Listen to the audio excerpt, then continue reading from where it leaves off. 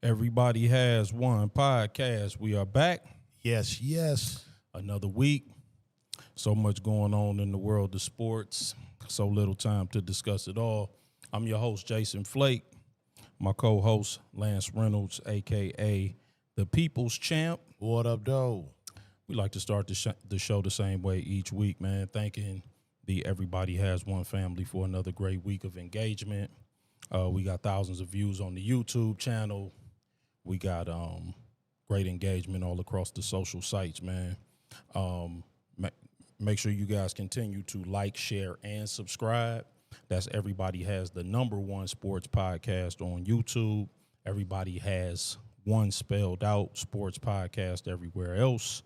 That's Facebook, that's TikTok, that's Instagram, that's Twitch, and that's Threads. When you subscribe on YouTube, make sure you hit the bell notification. When you hit the bell notification, make sure you hit all so that you are informed every single time that we post new content, new shorts, new videos, and, of course, every single time we go live, which is every Wednesday at 8:30 or as close as we can get to it.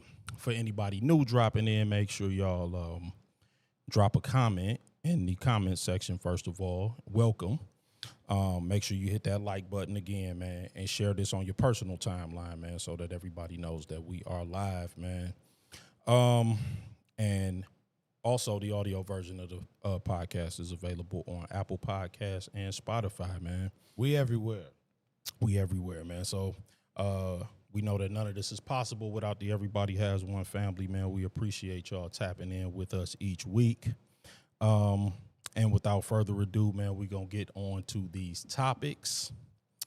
And obviously the biggest thing in sports news right now that continues to trend is LeBron. Headed to the Philadelphia 76ers, we speculated about where he might end up.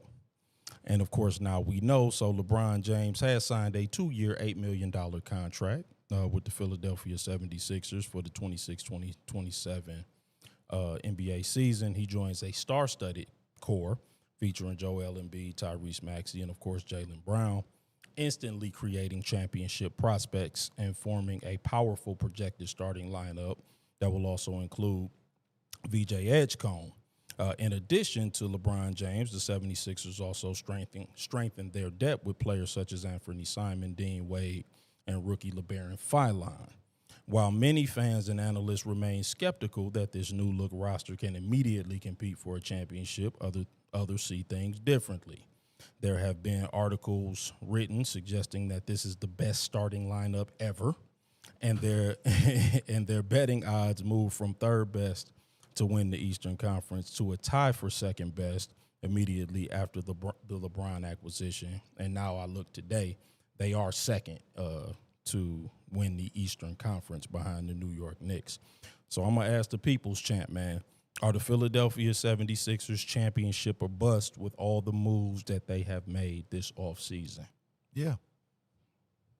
That's easy. Yeah, I know. Yeah, that's pretty much the short answer, right? Yeah, I mean, how could it not be? I mean, LeBron James isn't playing for $4 million a year for, I would like to think, Yes. anything other than the championship. It ain't for the cheesesteaks.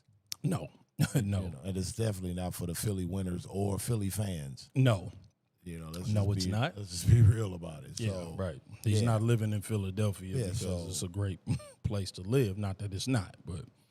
And I mean, if you look at the roster and how it's set up in theory, they should definitely compete. Oh yeah, absolutely. I mean, but how it all shakes out, if they say you got to throw the balls out and play. You're right. But yeah, absolutely. There's no, because he's had his LeBron James. He's been holding us hostage all summer, so it's obvious he could have, he had his options. Right. As few as they may have been, I guess, from maybe his expectations, he still had them. And sure. To choose that and, to look at where that lineup is, yeah. Yeah, I mean, I definitely have to agree. I mean, they have 3 max players now, which is, that's a rarity. If you look at the landscape of the NBA, 2 perennial All-NBA players, a former league MVP, and then obviously one of the greatest players of all time still playing at a high level. So, yes, I think that all, is a recipe for them being championship or bust, not to mention they have the individual who finished 3rd in Rookie of the Year voting in VJ Edgecombe. Right. So, yeah, I think that there's no other way to put it. The Sixers is definitely pushing all the cards in to the middle of the table. There's a lot that could go wrong, man. Obviously, but I do believe that anything less than a championship would be a disappointment. If not this year, then certainly next year, because he did sign a 2-year deal. And even with Embiid in and out of the starting lineup, you'll presumably have Maxey, Brown, Edgecombe, and LeBron, most every night, right? Yeah. I'm sure they'll do some managing of minutes and without load question. management, that type of thing. But because Maxey, he plays hurt. yes, he does. I'll give him credit for that. But he gets dinged up, and you don't want that to be the case. So hopefully LeBron being there can alleviate some of that. But how you do that while also managing LeBron's minutes as well. Mm-hmm. Is going to be interesting. We already know it's kind of TBD with Joel Embiid. Yeah. Yep. And then there's only 3 teams in the entire NBA that have 2 returning All-NBA selections. Obviously, Philly became the 3rd when they traded for Jalen Brown. The other 2 are the Detroit Pistons with Cade Cunningham and Jalen Duren. And then there's them. For however long that lasts. And then there's Denver with Jokic and Murray. And those are the only 3 teams. And, of course, obviously, like we mentioned, having Embiid, a former league MVP, available even part-time is, that's obviously a nice luxury to have. Oh, yeah. When you're talking, like, situational basketball, like in playoff settings, Joel Embiid is, that's a hell of a weapon to have in a half court. Yes, offense. indeed. So, I get it. All of the, it's like a buffet of the worst of devil food. Right. You know what I mean? Yeah. Like this could be great, but man, it could go really, really, really, really, really, really bad. But they got all the temptation pieces there. Yeah. So the question that has been raised in the immediate aftermath of the acquisition is, did LeBron make the 76ers a quote-unquote super team, or did LeBron join a quote-unquote super team? What say the people's champ?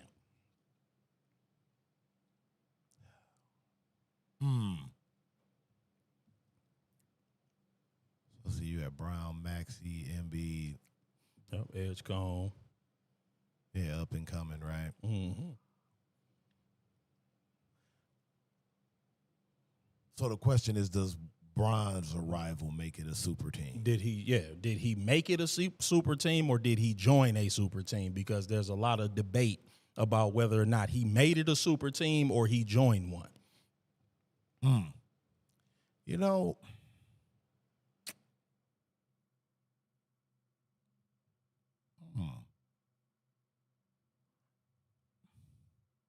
No, I think LeBron pushes them over the top as a quote unquote super team. Okay. Because again, I think him being there gives you a little more slack on the rope, so to speak, with Embiid.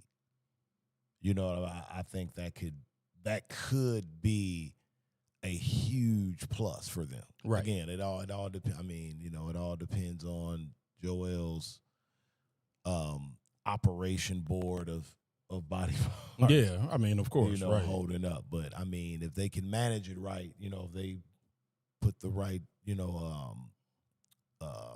plan together in terms of his physicality. Yeah. That could be beneficial to them long term. So yeah, I think LeBron being there helps Embiid production towards the Sixers as a whole. Yeah, I agree. What you got, nephew? I know this isn't necessarily about what we're talking about right now, but friend of the show, Ty, said in the chat the King typically wins a title the second year after going to a new team. Correct. Well, oh, how great thou art. Thank you for that contribution, Ty. I'm going to disagree with you a little bit. I think he joined a super team because of the 2 perennial All-NBA selections and the former league MVP. Now, did he solidify them as a super team? Yes. But I think they were already a super team before he got there. You got the guy who finished 3rd in Rookie of the Year voting, former league MVP, 2 perennial All-NBA players. The expectation, I mean, they were 3rd. They were slated, they had the 3rd best odds to win the conference, I guess I should say, before he got there. He moved them to 2nd. I mean, that's hardly a quantum leap.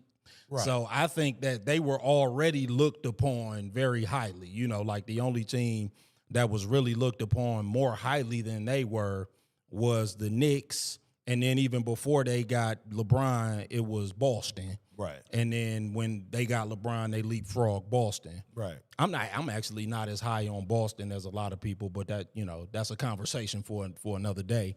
But I do think he joined a super team. Right. But, of course, I agree with you, though. Does he help solidify it as of course. I mean, once you add him playing at the level that he's playing at, even at his age, he definitely solidifies it because, like you said, he gives them more flexibility. He gives them another ball handler. He gives Joel Embiid more ability to be out of the lineup, which we know he's already going to be because LeBron can play in the front court, as well as playing – a small forward and at times point guard. I think that he did join a super team, but he obviously, because of his versatility and flexibility, he solidified it though. It was like once he went there, it was like, whoa, you know what I'm saying? Right. This is even more of a formidable title contender than they were before he got here. But I think that a lot of people had high expectations for them before him. I feel I agree with you. Yeah. But I guess where I'm more so coming from is that I think with Embiid, without LeBron being there, right, and just, say Brown, Maxey, Edgecombe, Embiid, because of Embiid, they're always just a super team, like in theory. Correct. Yes, that's what I said. He solidified it. Yeah. That's it. Once he got there, it was they definitely. It's like we can call him that. Yeah, but by name. Yeah, but Embiid is. But it's just like. Yes, I agree. Embiid's reliability made them a question mark. Yeah, because it's like you don't feel confident that your concept of them will be fulfilled before LeBron. Right. I think LeBron adds, to your point. Yeah, no, I get it. No, I agree with you. I'm like, he solidified. LeBron is like, it was like, damn. I'm like, okay. Now, that was a damn moment. It was like, oh, wow, okay, yeah. Now that's the missing piece right there. Yeah, that actually solidified them as being extremely even more dangerous than we thought Philly could be in the first place. So yes, I think we kind of are on the same page. Right. But I want to get to a couple of things that Charles Barkley said because I found them interesting. Was it Dan Patrick? Again, I think it was Dan. He was on some podcast. Or Stephen A. Yeah, I read them more than I saw them. But Charles Barkley made a couple of comments, and I want to get your opinion on. The first was that if LeBron wins back-to-back championships at this stage, then that would change his mind in the GOAT conversation. So let me ask you, does LeBron winning back-to-back championships at this stage make him the GOAT? We'll say the people's champ. Damn, man, back-to-back. What would he be, like 40? Right. Would he be 43? 43 and 44? Yeah, well, he'll be 42 in December. So, yeah. So, he'll be 42 and 43. And 43. Still, that's still. Yeah, I wouldn't argue it, bro. At that point, it would just be like, you can have it. Yeah, I mean. Like, you know what I'm saying? Like, at that point, it'd be like, you know, like you can have it, bro. Like, that would be nuts. Right. To go back to back at that stage would be, I mean, that'd be nuts. I mean, that'd be as close as you can damn literally get to a three-peat when you factor in him being that old and probably having to dog walk Joel Embiid to 2 titles. And not only that, I mean, I think that to bolster that in a league that is no longer dynastic, you know what I'm saying? Like, right. There's not been a back-to-back champion since, you know, in almost a decade now. It's been 9 straight NBA champions. What you got, nephew? And they go to a 4th team and win a title, that would be crazy. That would be. This was said before we moved on to the current question, but Marvelous 567 in the chat said LeBron is back, excellence. He can do whatever he wants at this point in his career. Yes, I mean, I pretty much agree. He been at that point. Yes, and you know that's actually a great comment to lead me into my next. Shout out Marvelous. Yeah, shout out Marvelous. That leads me into my next question, though, because in my opinion, I don't know that him winning back-to-back championships would necessarily change my mind about who the GOAT is, because it depends on how it looks. Like, is LeBron the number 1 option? Is he the number 2 option? Is he the number 4 option? Is he the finals MVP? Or is he just a role player with much younger guys doing most of the heavy lifting? You know, I think that does make a difference, even though, again, he is at a latter stage of his career. Yeah, I won't have the energy for it. I just won't. Also, well, from the sound of it, it sounds like he's going to be playing the point guard. So it sounds like his role is not going down any further, which I wanted to ask. Go ahead. Something to you about. I don't know if you was going to talk about. Yeah. Because it sounded like Jalen Brown, who just a month ago was talking about, I need to be the man on my own team, is now looking at being the 4th option. I don't think Jalen Brown. Nephew 4th option? That's what it's. I don't think Jalen Brown's going to be the 4th option. I think so. I mean, so if LeBron is going to play the point, they're talking about Joel. Yeah, they gonna have him distributing the basketball. So I think that in the here and now, that would mean that Jalen Brown would be the 2nd option, probably behind Maxey. And then, you know what? I don't know, man, because, Joel need the ball. One of them going to have to go to the bench, bro. This is the conversation. No. Bro, you have to, okay, so you're adding LeBron James to it. This is a different experiment, I think, than, say, Bosh and Wade. Right. Because Wade was, like, nicked up. Like, he was, like, so was Embiid. But I'm talking about Brown and Maxey. Brown and Maxey are the guys averaging 28.5 a game. Correct. Yes. Like, you're taking those 2 guys, and then you're adding LeBron James 24.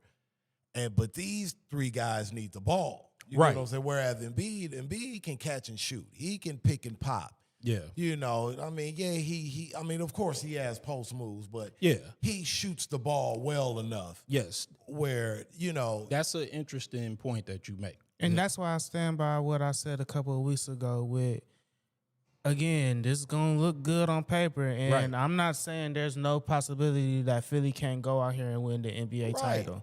I'm not saying that. But I just feel like it's 2010 Miami on, like you said, 2010 Miami on steroids, because it's not like Miami I could have seen, because I could see Bam being in a Bosh 2.0 role. Yeah, right. Yeah, for sure. Like, I can see it working that way, but in Philly, it's just too much fight. It's too much.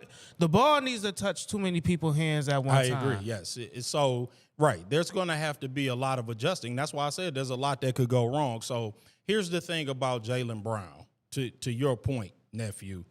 Jalen Brown's game, if you watch him, is very interesting. Jalen Brown does not run screen and roll. He doesn't really play well out of pick and roll. He is an ISO player. Paul Pierce. Yeah, like he's more athletic, right? But he doesn't need a pick. He runs isolation ball from the wing, and that's a good point that you're making. I don't know how many sets there are going to be every game for that because number one,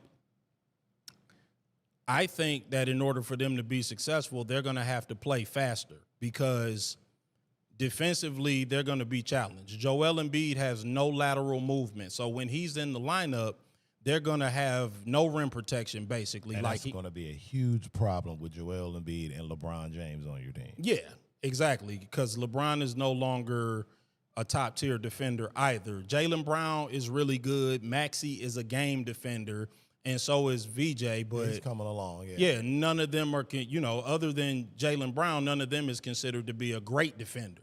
So Jalen Brown is a really good defender, but that's it.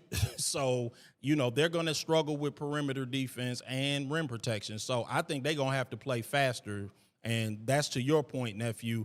Where does Jalen Brown fit in them playing much faster? And the next point that I was going to make, and that's why I said Marvelous kind of jumped my next point, is how come nobody ever reverse engineers the premise, though? Because will we be done with the GOAT conversation if LeBron don't win back-to-back? That's what I wished somebody would have asked Charles when he said that. Like, so are we done with the conversation if he don't win back-to-back? Because nobody ever reversed it. So, like, is he playing consequence-free basketball now? Because, like, that's kind of what Marvelous said. He can do whatever he want now. So, like, is it consequence-free basketball? Because since LeBron won his last championship, let's have a candid conversation, because these are conversations that you ain't going to really hear in many other places. And I like LeBron. I'm not trying to, go after LeBron or say anything negative. Here it comes. But the age, right, I know, yeah, like usually that caveat. But the age has been the cape and the crutch since he won his last championship. Mm-hmm. When he does something great, it's like, man, look at what he's doing at this stage of his career. When there's failure, it's like, man, y'all expecting too much. Man, what you expect? Y'all expecting too much at this stage of his career. That's fair. So it's consequence-free basketball. If it don't work, if it fails, it's like, hey, man, the expectations were too high. If it's a rousing success, then he's meeting expectations. Okay. So can we set the expectations? Because I'm kind of with that's why what nephew said was right on. He like, what is it gonna look like should it not work out? Right. And then what's the conversation was the next step? Because who's gonna get the blame? Because we know who's not gonna get the blame. Right. Well, I mean, of course. You know what I'm saying? Like, so let's set the expectations. I'm like, all I want is clear, concise expectations. And that's what LeBron fans will not give you. They like, it's a championship or bust. That's why that's the first question I ask. Is it championship or bust? But his greatest power is the narrative. Yeah, exactly. That is his superpower. And that's my point. I'm like, man, listen, so if it's championship or bust, then is it all right to be done with the conversation? I'll put it to you like this. In the instance that they don't. If they go back-to-back and he's back-to-back finals MVP. Yeah, I mean, listen. Then it's at like, this stage, right. Do not have the juice to argue with folks over. Right. Good luck, bro. Have at it. I won't be doing it. I know. And yes. Of course, there'll still be plenty of ammo to do it, but I will not. I will not be participating. I mean, the age and this stage of his career, listen, I'm the first one to say LeBron has had the longest prime of any athlete that I've ever seen. Him and Tom Brady. I mean, depending on, which one of them you want to look at. Well, extremely long primes, extremely long periods of time playing at a high level.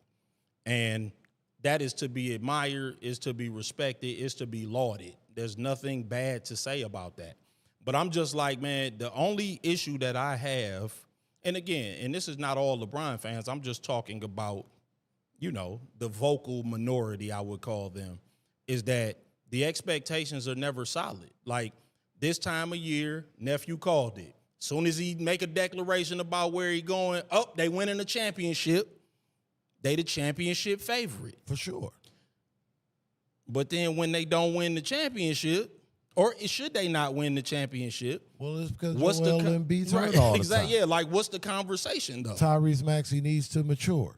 Right. Or Jalen Brown can only play ISO ball. Yeah. He ain't got no handle. He's got some built-in mulligans right. now. Yeah. All right. Okay. Now, here's the thing. What if they win the first year? Does he retire? That is possible. It's possible, but I doubt it because then he's gonna have his mind on back-to-backs. He gonna have his mind on back-to-back championships. If they win the first year, ain't no way he retiring. You don't think he walks away? Oh, no. That he got said 6 is too close. Yeah, I was about to say, you think he walking away at getting to 5? No, no, he ain't He chasing. feel like he don't need 5. He not chasing Kobe. Let him tell it. He only feel like he don't need 5 because he don't have 5. No, I said let him tell it. Yeah, right. He'll go for 6. But no, and I mean, that's just the conversation. That's the question that I have for the LeBron fans, man. Let's set the expectations, man. And it's okay to say, man, things, somebody failed if they failed. Because we're going to talk about it and be real.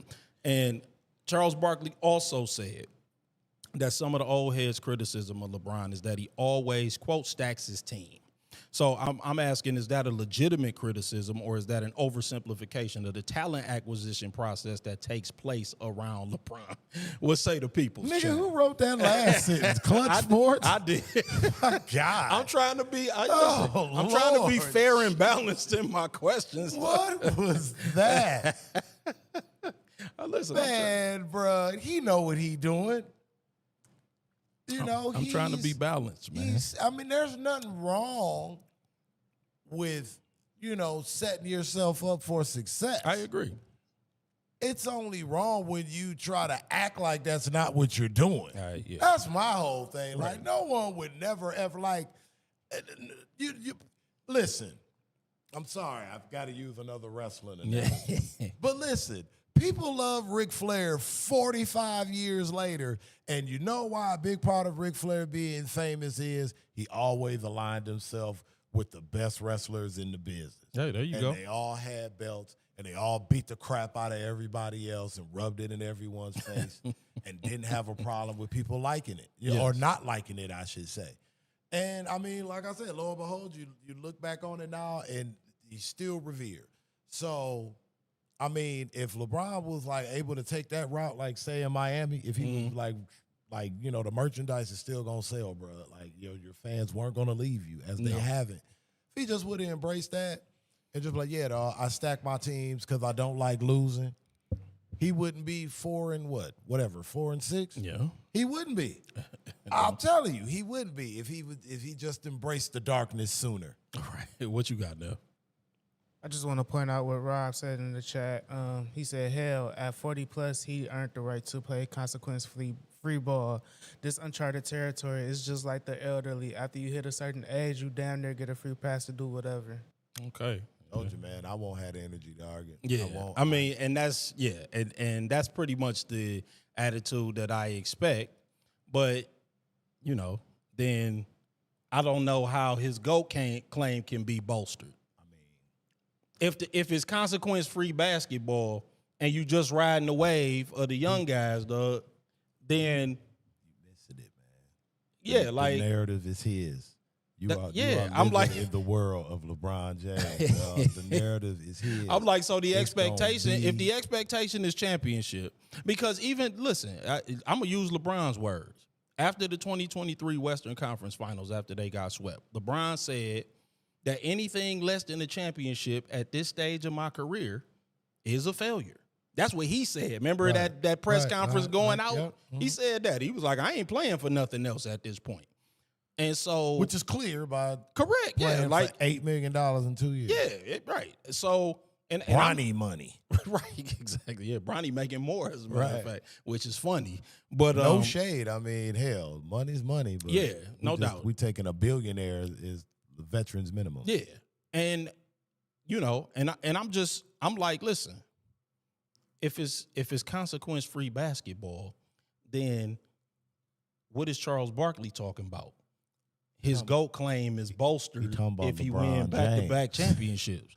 I'm like, okay, but what about if he don't? Like, what if it goes horribly wrong? Like, what if it goes like Lakers 2022 with Russell Westbrook, Carmelo Anthony, Anthony Davis? What about that experiment that went horribly wrong? I have great news for you, though, brother. He's not going back to back. Right. Yeah. So, I mean, I already know that, but I'm just saying. I'm like, but what happens if he does? But you know, I mean, our heads will explode and we'll be bombarded with LeBron James. You know, love fest for the next 2 summers, and it'll be hard to get through. But yeah.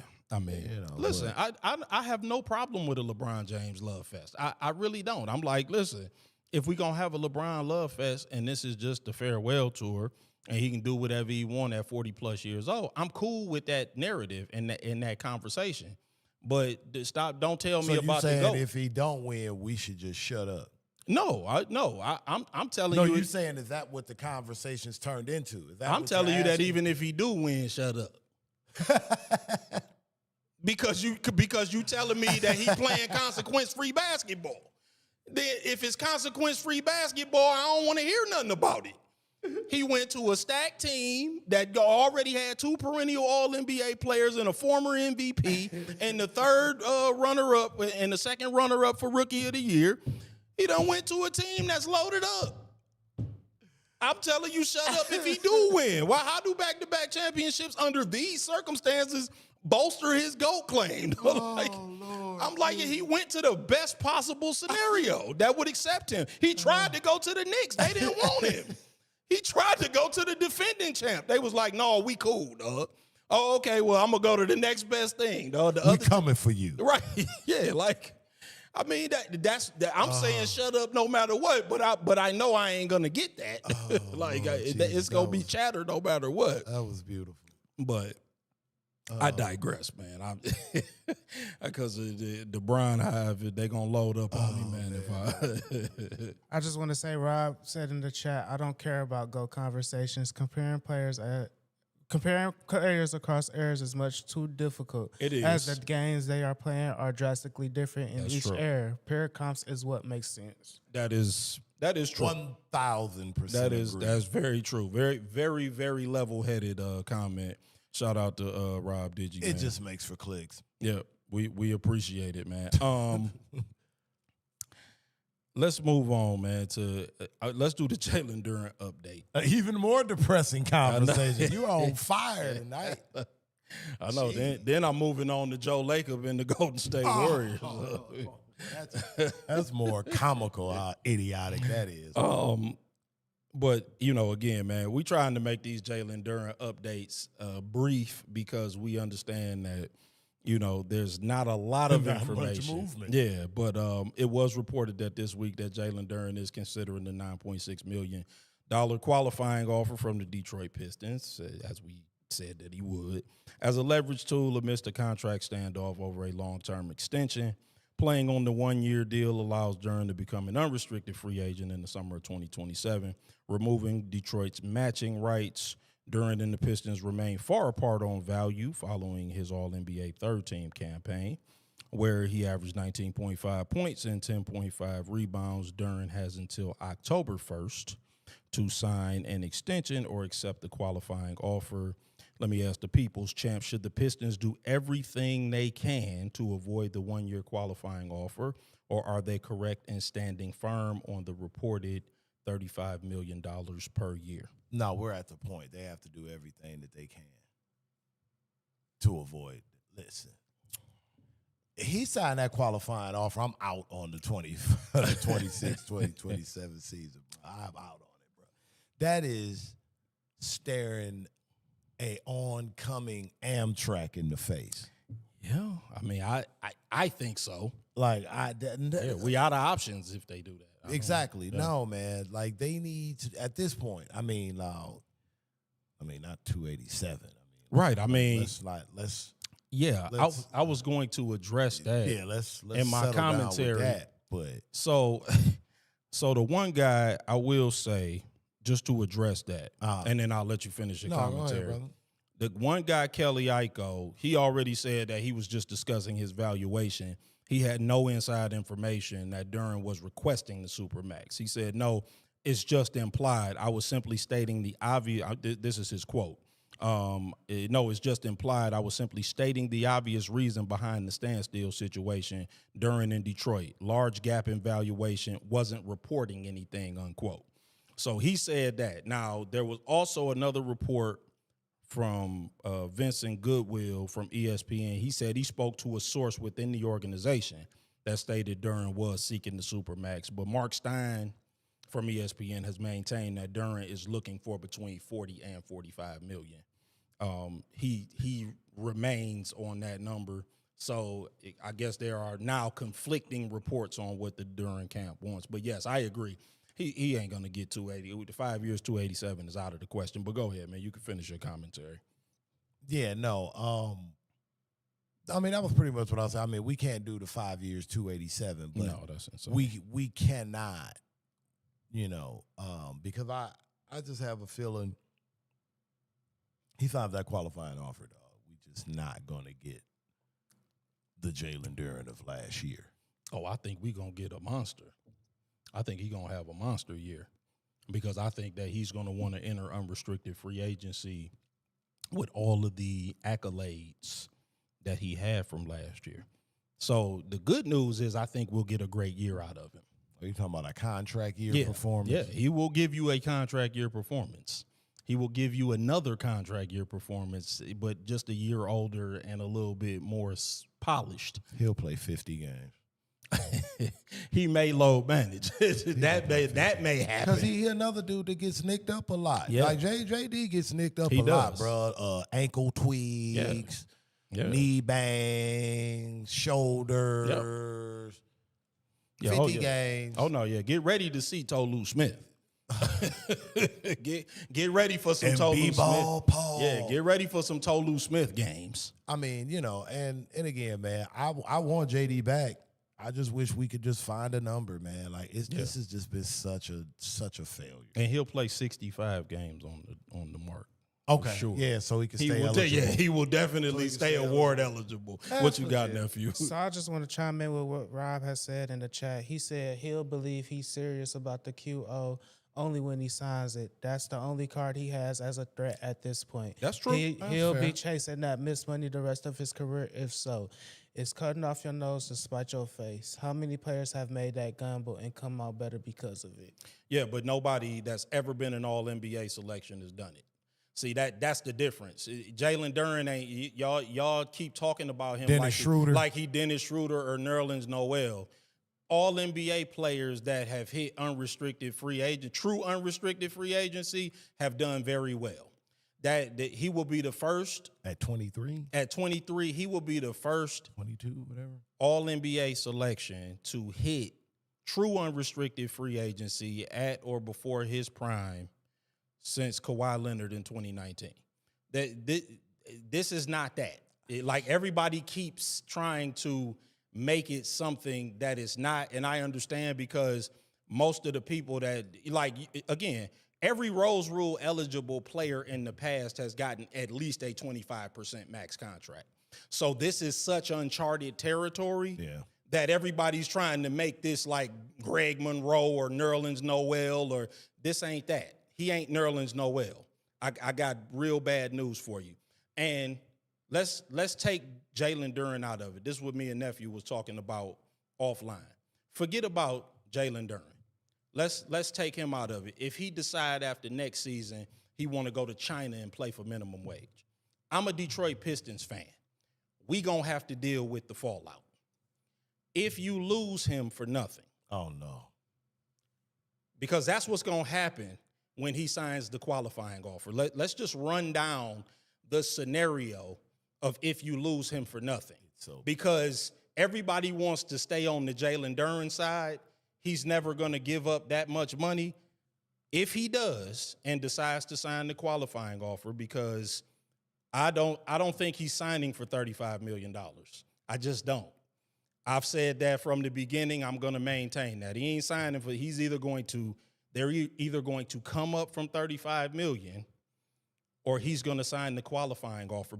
And this is why I hate that. I hated the narrative that everybody kept spinning, that Trajan Langdon had all the leverage. Trajan Langdon is doing the right thing. When we go back to winning 40 games, them will be the same people outside of Trajan Langdon's office with a pitchfork wanting him out of town. So here's the thing. So let's look at it from the Pistons side. If he signs the qualifying offer, it comes with a full no-trade clause, which he will exercise. He will not cooperate. Everybody talking about you just trade. He ain't cooperating with no trade. He's not giving up his bird rights. Because if he does ball out, then it's a 30% max or nothing.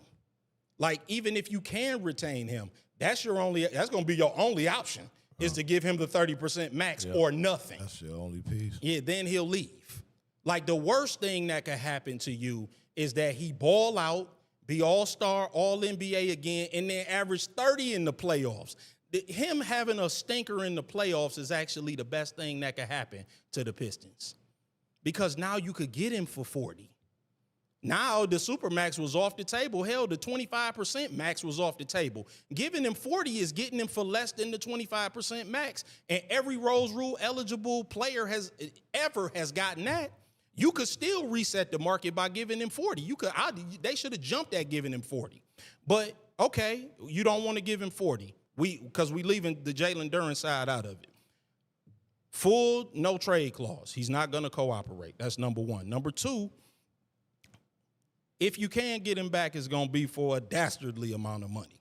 And it's going to hurt your ability to re-sign Asar Thompson, who ain't going to let you lowball him either, by the way, just because he's got some offensive deficiencies. You don't think he's looking like, oh, so because I have some offensive deficiencies, you think I'm going to let you lowball me too? He's not going to let you lowball. I think his market may be bigger than Duren's. Well, this is what I'm saying. Like, he's not going to let you lowball him either, and he's also going to be a restricted free agent after next season. So there's that. There's the Asar Thompson angle. He's watching. And the other thing is, if he leaves for nothing, you don't Supermax him. You say, go ahead, go with God. You got $50 million in cap space. That's like a cow having a guitar. What does $50 million in cap space do for the Detroit Pistons that's not a free agent destination? Bruh, y'all can't pull off a blockbuster trade. Kawhi Leonard chose Toronto over Detroit. He said, I will not sign an extension if you trade me to Detroit. He chose Toronto that has worse winters, and depending on which province you live in, has an income tax rate of up to 54%. He said, send me there as opposed to sending me to Detroit. $50 million in cap space is going to do what for us exactly? Our cap space has always been for our guys. That's why we giving Kevin Huerter $9 million a year, because nobody's coming here. You can't get DeMar DeRozan to come in and talk, or Bradley Beal. How you gonna get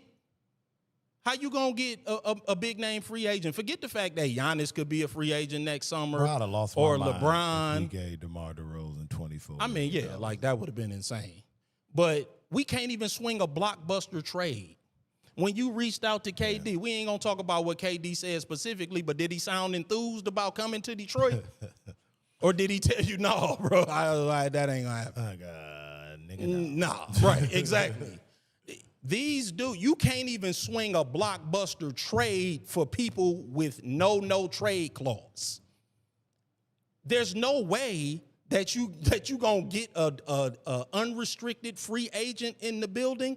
And then if you do, you giving them a 30% max. You're going to have to overpay to get somebody in here.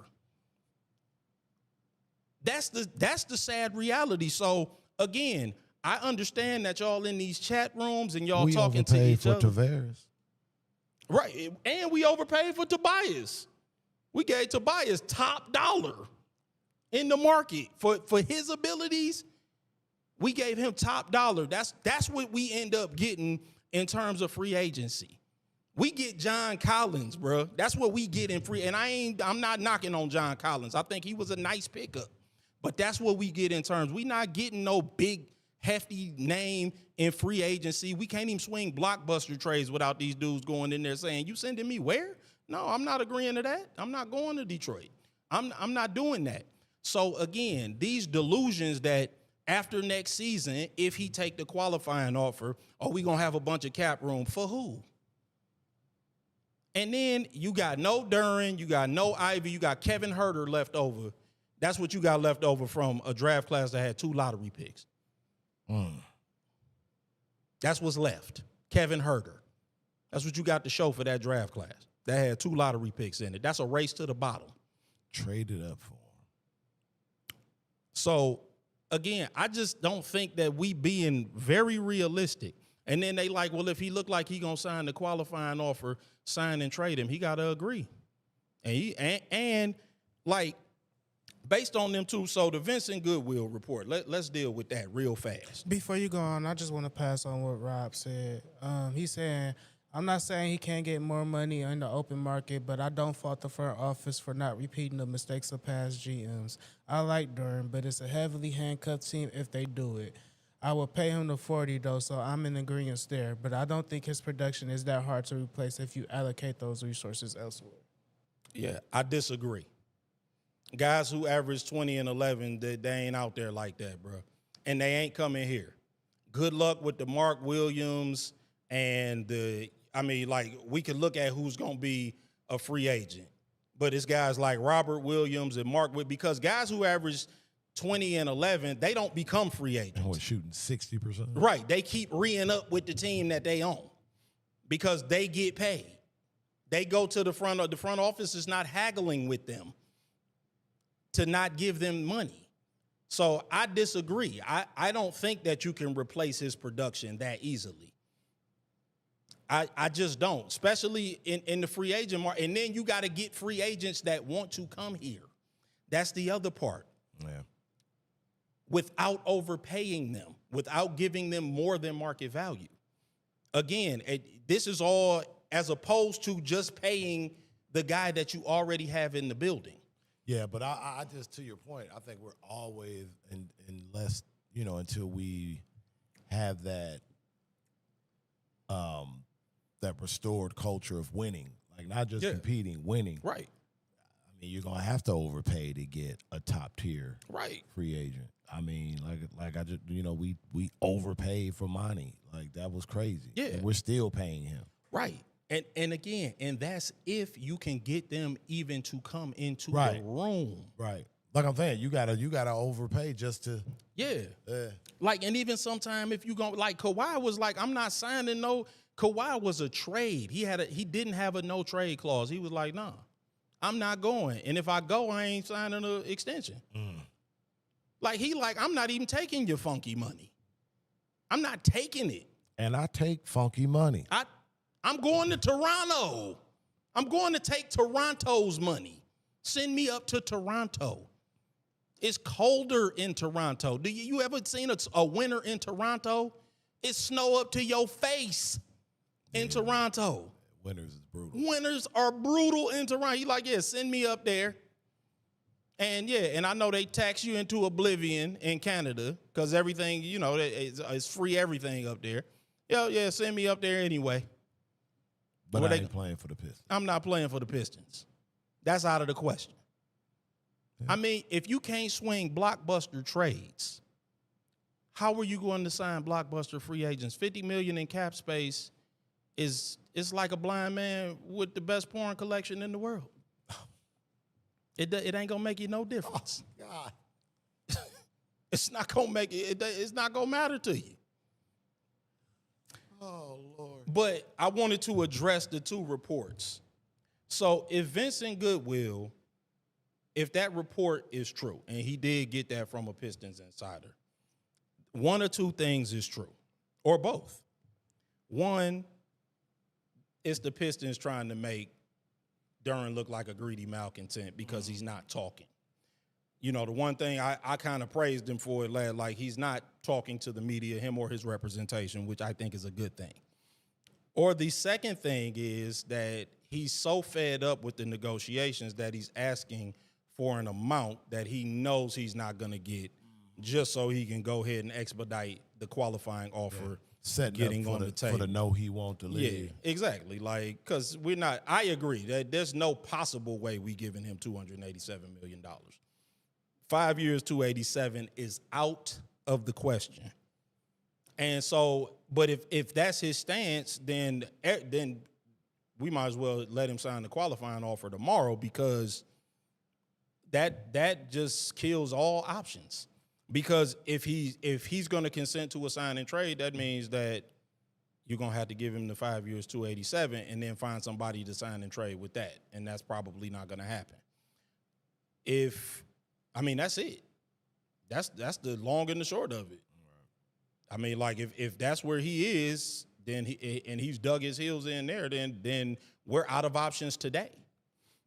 And it's not even August yet. Wow. So hopefully that is either misreported, or I choose to believe that it's misreported. I'm gonna choose to believe that we ain't at DEFCON 5 yet. Man, please. Yeah, I'm gonna choose to believe that we not at DEFCON 5 yet. But I don't know, man. The Pistons, I just don't think that they've handled this well. So I hear you there. Like I said, I like the Isaiah Joe pickup. I like the Collins pickup, but it was more pertinent business that I felt that we needed to address and take care of, and I don't feel we did it at all. So let me ask you, man. According to most sports books, currently the Pistons have the 4th best odds to obtain the number 1 seed, behind the Knicks, Sixers, and Celtics. We have the 5th best odds of winning the Eastern Conference, and go figure that, behind the Knicks, Sixers, Celtics, and Raptors. In your opinion, is that either too high or too low? What say the people's champ? To win the conference, you said? To win the conference 5th, behind the Knicks, Sixers, Celtics, and Raptors. To get the number 1 seed 4th, Knicks, Sixers, and Celtics. Yeah, that sounds about right. Teams have gotten better. Yeah, I think so, too. The Pistons aren't going to surprise teams. No. This year.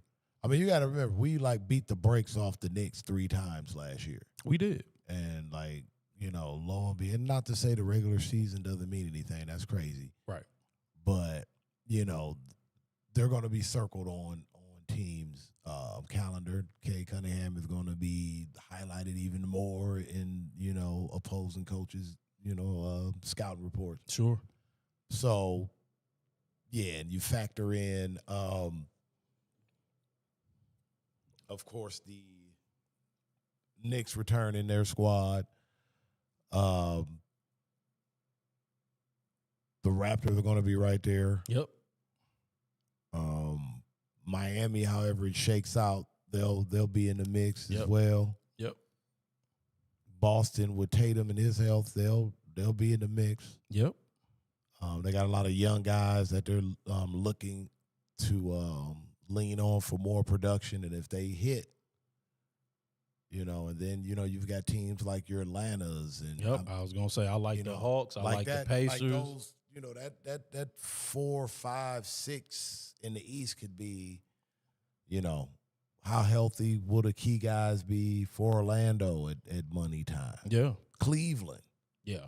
That's what I'm saying. Yeah. What you want about Cleveland. Cleveland's still what you call a formidable regular season team.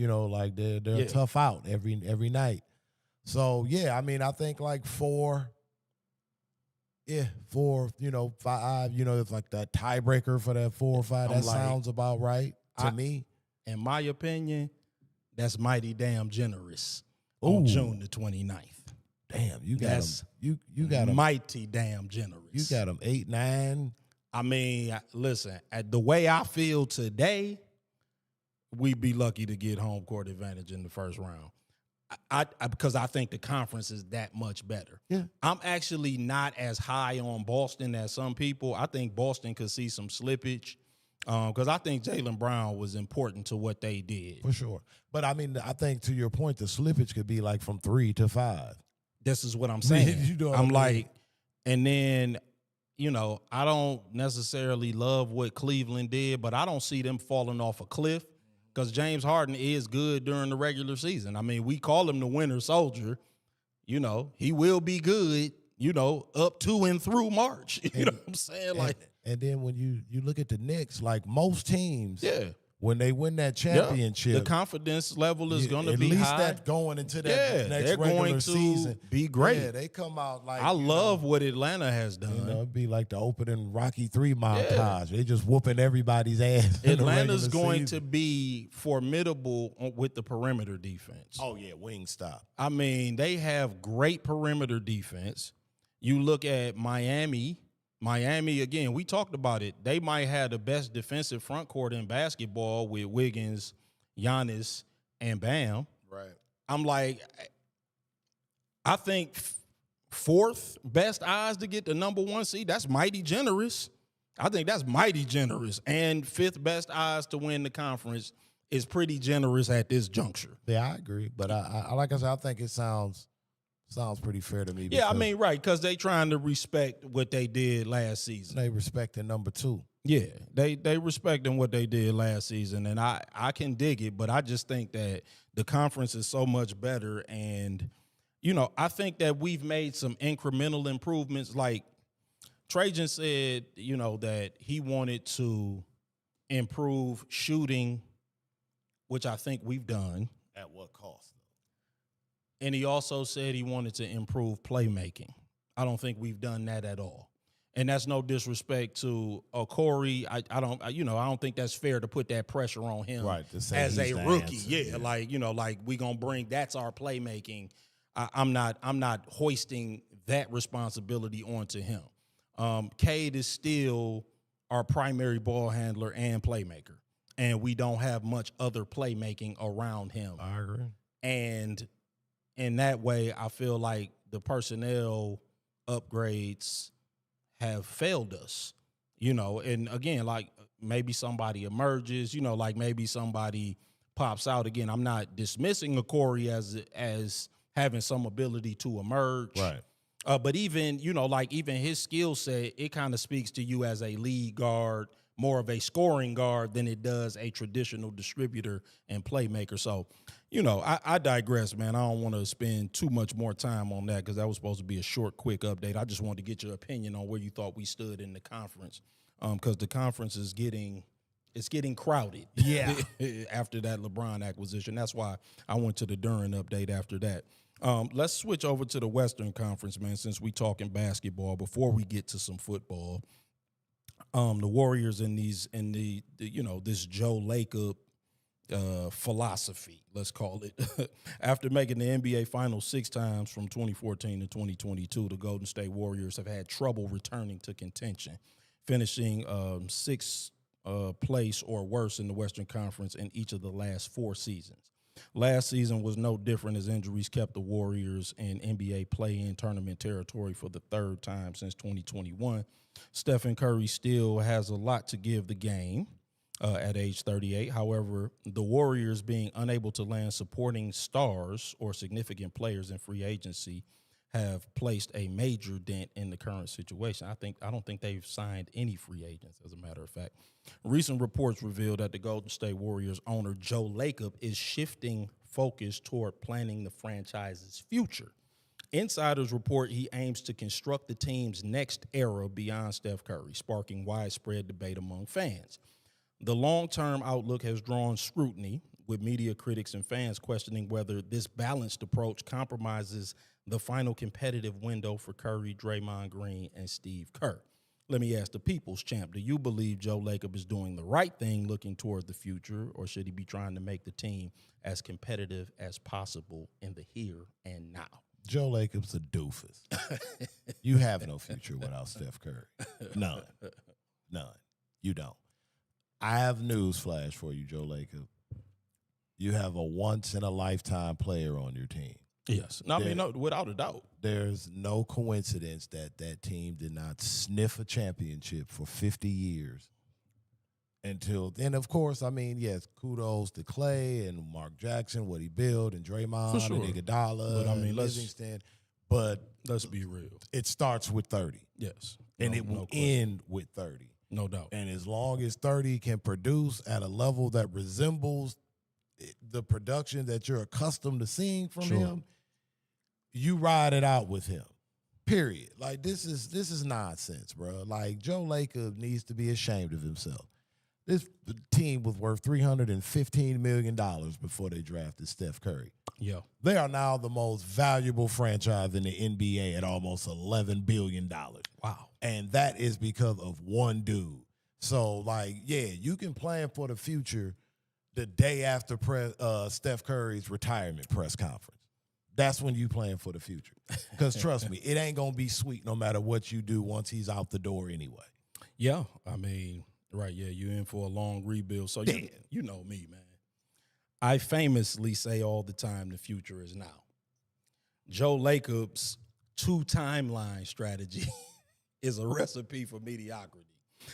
Despite the very popular term multitasking, very few people are good at doing multiple things at the same time. Right. Most people are better at serial tasking. Serial tasking is the practice of doing one task completely from start to finish before moving on to the next one. And the reason serial tasking exists and is widely seen as a superior approach to multitasking is because the mind has 3 functions: to remember, to imagine, and to focus. You cannot imagine the future and focus on the present at the same time. And that's what Joe Lacob is trying to do. That's a recipe for being stuck in the same mediocre rut. You can't build a winner and rebuild a champion at the same time. Now, listen, I defend Joe Lacob a little bit, even though I think that his approach is just inconceivable. The modern NBA player does see his career as perpetual. I will say that. For sure. So, you know, if you look at some of these players, and you do get the feeling that there's not a lot of honest conversations going on with their camp, you know, they family and whoever's around them or what have you.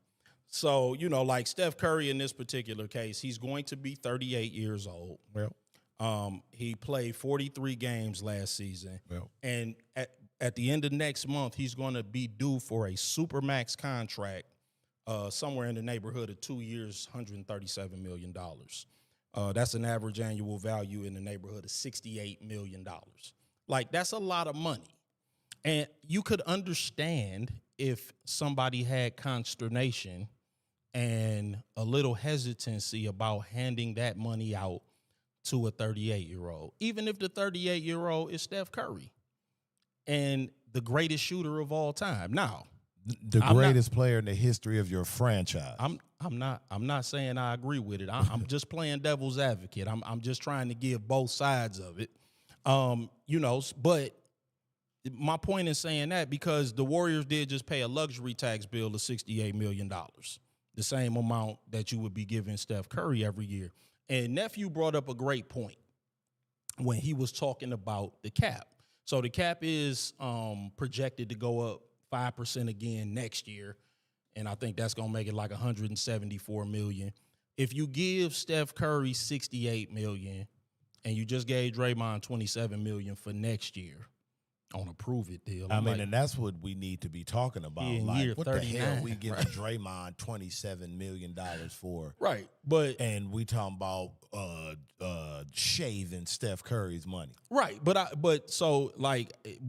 was just talking to Nephew's point. So, like, if you look at it, like right now the cap is, I think, $164 million, and you just gave Draymond, not, you know, whatever it is, 19% of the cap. You just gave Draymond 25% of the remaining cap. You know what I'm saying? Like, you just gave him a quarter of the rest of the cap. So, you know, I do think that there is something to be said about a 38-year-old guy. He might be approaching the end, and he's due for another large sum of money, and you might have some hesitancy, right? But my thing is, if you want to rebuild. Right. Right. You know what I'm saying? I agree with that, Be too. upfront. Yeah, like, I agree with that, too. This whole we on 2 timelines, like, no, you're not. No, you're not. You can't be on 2 timelines. You can either be rebuilding a champion or you can be rebuilding your roster. you can't be doing both. Right. So, like, great franchises are decisive. You know, the Celtics, they traded Jalen Brown for a bag of family-sized Doritos. The Los Angeles Lakers, they just told LeBron James, one of the greatest players ever, arguably the greatest player ever, we will no longer be requiring your services. It's been real. It's no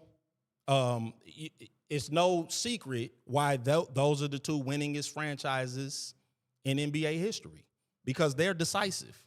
They move on. Yep. And you know why the Golden State Warriors are one of the most winningest franchises in NBA history? Because of Wardell, Steph, and Curry. Pay that man. That's why.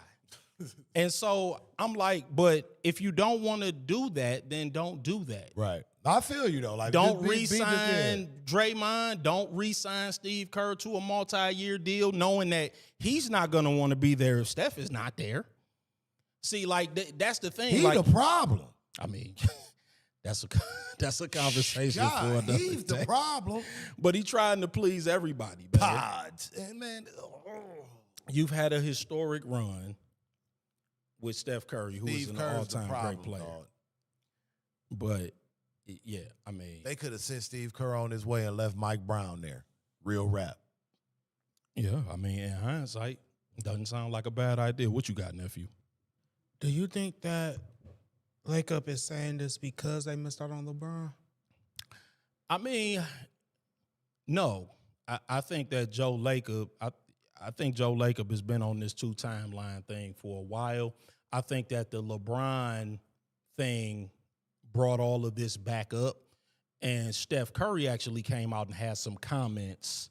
Was he at a golf outing and somebody caught up with him and he had some comments, and I think those comments actually sparked this conversation.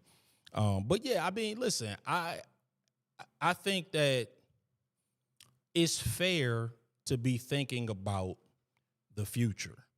I agree with you. I mean, you know, so just bringing it back, not playing devil's advocate anymore, giving my opinion, Steph Curry deserves to be able to plot his ending because of what he's meant to the franchise. I mean, you know, and again, I'm not saying that you can't make some decisions. Right. If you want to make some decisions as the owner and as an executive. Yeah, it's 2 years. Ain't shit gonna be up. Yeah, I mean, but because you can be rebuilding, you can be rebuilding around Yaxel in that time, you know, because if Yaxel is what we think he is and what he's, you know, he had a great summer league, and we're not putting too much into that, but he looks very polished, and interestingly enough, he's an old rookie. You know what I'm saying? Like, he's a very mature rookie, and his game is pretty polished. So you could be building around him and clearing out, you know, a lot of cap space. And again, I'm with you. I mean, re-signing Draymond back for $27 million, and I think a lot of that is loyalty too. I mean, it's because of what he's meant to the franchise and all of that. But I think that, you know, you can't serve two masters. If you want to rebuild. Because it's to your point. It's like, all right, Draymond willing to take a pay cut for LeBron, but now they're, all right, we don't have LeBron, right, so give me my bread. It's like, well, what are y'all going to do? Yeah. Like, are y'all just, like, y'all didn't have a plan B for after LeBron? Like, it was like, okay, because I think even with LeBron, just him, that wouldn't have been enough to make the Warriors a title contender. You get what I'm saying? No. So because they don't have any size. They don't have enough size. So what I'm saying is, what is Golden State doing? Are they just trying to keep butts and seats and sell merch? And, I mean, if that's the case, then just pay Steph Curry and set up these last 2 years with as him, Draymond, and Kerr as the proverbial last dance, you know, West Coast version. I agree. Like, and you're right. And that's why he's been roundly criticized for this two timelines thing, because you can't be on two timelines. Yeah. You know, and that's why it's not easy to figure out what the hell he's doing. It just screams of indecisiveness. Yeah, because exactly. It's like LeBron wasn't guaranteeing he would move the needle for sure. Sure. But it would be felt way more in the regular season than the postseason. I agree. In the Western Conference. Yes. So like at the end of the day, it's like, what are you doing? Yeah, you're getting headlines. That's cool. Yeah. So now you don't get LeBron. So now what is it you're doing? All right, we're gonna re-sign Al Horford, bring him back. Really?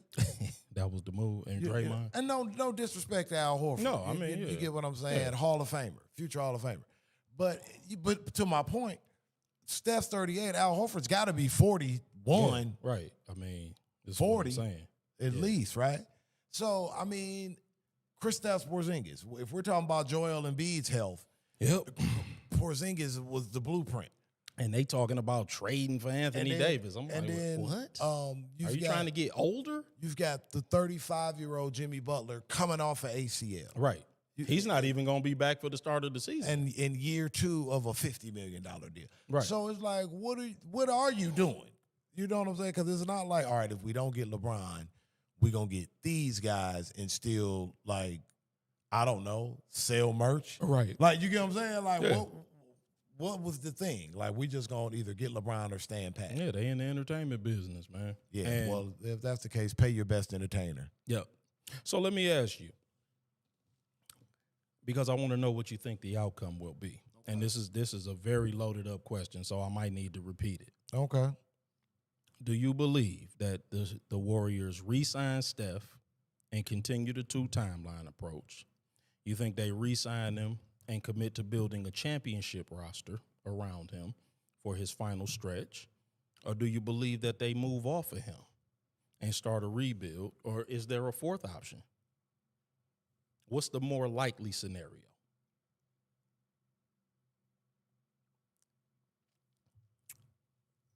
What say the people's champ?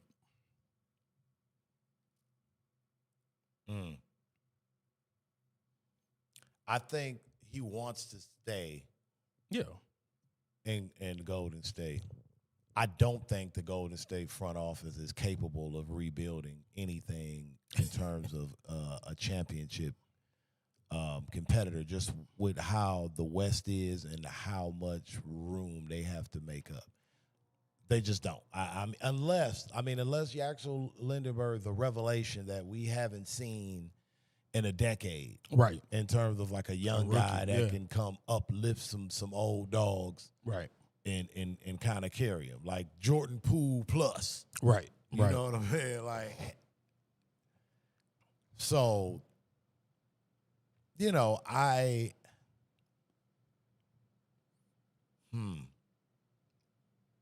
You think he's married to this 2-timeline thing, though?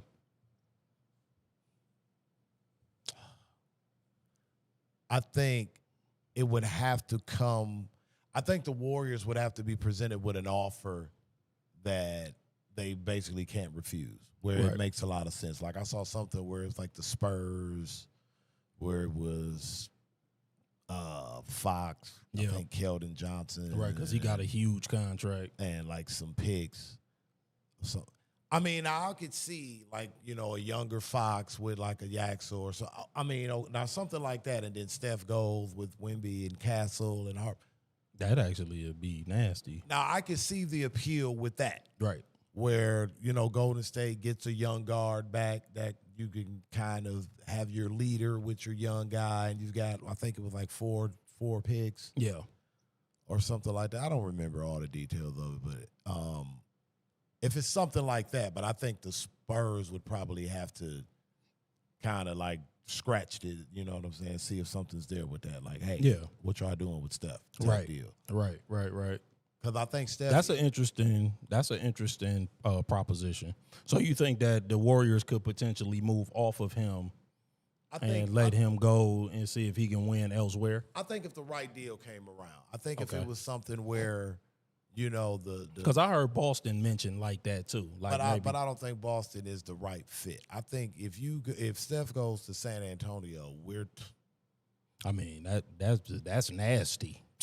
That's cheating. For all the nerds that likes to say like basketball geometry, there you go with those two. I mean, that's actually kind of that would be cheating. Like, even if Steph is like only playing 55 games a year and there for the playoffs. Bro, I'd pay money to watch teams' film sessions with that. So I mean, something like that.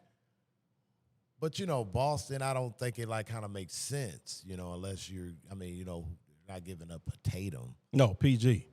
No, see, now they got his big old contract over there. But again, it's like Paul George is donezo. It's like De'Aaron Fox. He had his brain farts, but De'Aaron Fox also like won. I'm not going to say won, but balled his ass off in Game 7 in OKC. Yeah, he did. So there's kind of a difference between like playoff P and De'Aaron Fox. If you're talking about a trade package for Steph Curry I agree. And rebuilding. No, listen, I just told you I'm not that high on Boston, and that's why. But again, we're talking about like the Golden State Warriors having any kind of foresight. You get what I'm saying? Yeah. It's obvious they got a guy that no one thought would be who he became. Right. You get what I'm saying? So much to the fact that they were able to double down on it and get a Kevin Durant, but they weren't even savvy enough to lock that down for as long as you possibly could. Yeah, no. For what they got out of it, they did not maximize what they could have had. That's entirely. You get what I'm saying? Yeah. And that makes me think, that's probably why Bob Myers got out of there. Like, what? Absolutely. Yeah, that everybody is saying that. He saw the handwriting on the wall. Y'all traded Poole for Chris Paul? Oh, yeah, I'm out. Yeah, I'm kind of with you. I think they re-signed Steph Curry for sure. And I would doubt that the owner moves off of this current philosophy. Unfortunately, I believe the two-timeline approach is probably there to stay, which means that they'll be running in place for the remainder of Steph's career. So, and if they could swing a trade like that, because I think that's Steph's best opportunity to play high-leverage championship basketball again. I don't think he'll ever do that again in Golden State. And maybe that's okay. Maybe it's a Kobe type situation where he like, look, I'm a lifelong warrior. Give me my max deal, and I'll finish out my career here, and that'll be it. And that would be, because again, I don't know. He doesn't have anything more to prove. I think he's, again, one of the guys that's an all-time great. One of the greatest players to ever lace him up, top 10, top 15 of all time, depending on where you know what I'm saying? Like, what you say now? I said top 10, top 15 of all time, like depending on where you want to stick him. Oh, man, he top 10. Yeah, that's what And he ain't number 10. I'm not saying that's what you're saying. Yeah, no. Listen. I don't think there probably be varying opinions, but that's cool. I would have zero problem. Anybody busting all them opinions ass from 30. Anybody put Steph Curry in their top 10, I have zero problem with that. But I'm talking about most popular lists. Nobody's gonna have him below 15. So yeah, for sure. I just don't think he leaves unless it's for a title. I agree, especially when you consider what did he have? Runner's knee. Yeah, that's what I'm saying. And, he knows, like, if I'm going to go in and we talking title, that's, 9,500 games. Yeah. For a guy with runner's knee who's got to run to get his gun off. Yeah. So, I think if he moves, it's to, like, a contender where it's like, okay, I'm here. Like how, like, the same kind of LeBron conversation was like, okay, I'm here. We ain't playing for nothing but a chip. Right, yeah. Anything at this point other than that, yeah, what are we doing? Well, Steph's still at Golden State, so it's kind of, it's right. kind of. But I'm sure that, that's the scenario that he would prefer. But yeah, or maybe he goes to Charlotte. Yeah. To go to the old hometown. Yeah, maybe some sentimentals. I don't know. I don't know.